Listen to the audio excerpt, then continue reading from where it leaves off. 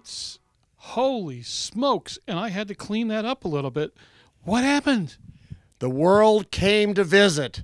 They were tired of being cooped up, and we've got the most exciting outdoor spread out event on the planet, and here came the world to join in the party.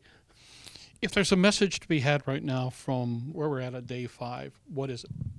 That it's so exciting to see that the aviation community is alive and well, and they're back.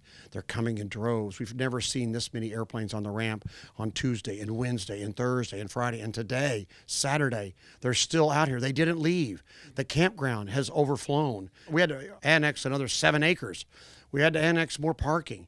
And what it's telling me is the world is ready to get back to life, and they're doing it in droves right here. Are you happy with the public participation in safe distancing and masking and so forth by and large?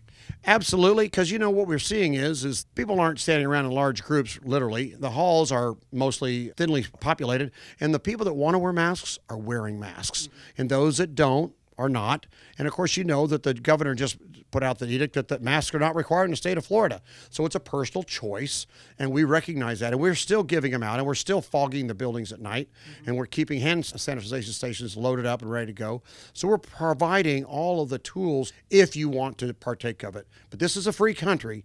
People get to make a choice. Do you have a prediction on your numbers?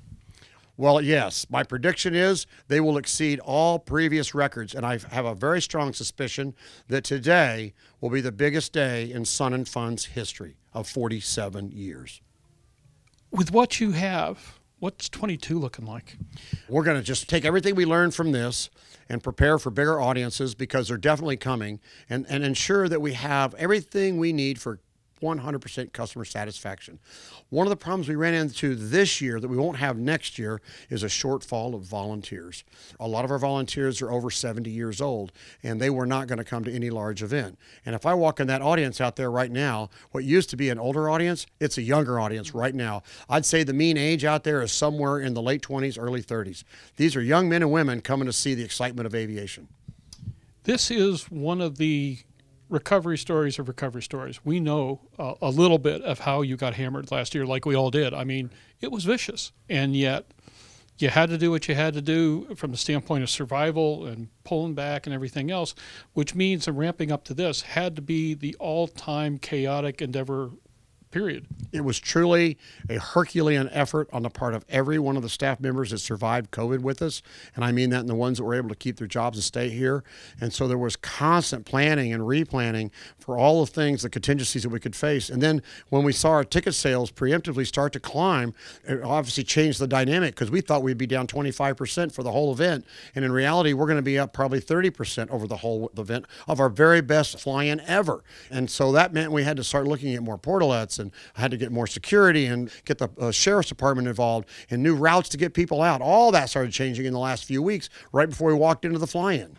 And don't get me wrong, we're thrilled to death. But, you know, our goal here is that everybody goes home the same way they came here, on their own 2 feet, in their own vehicle, their own airplane, and they all leave happy, excited, and thrilled, and say aviation is a great place to be.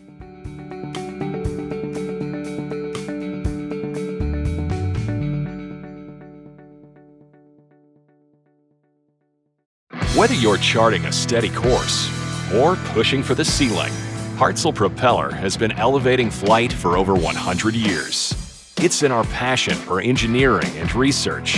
It's in our dedication to testing the limits of performance and creating propellers that are as safe as they are sexy. Now, together with our dedicated family of companies, we're propelling the future of aviation. We are Hartzell Propeller, built on honor.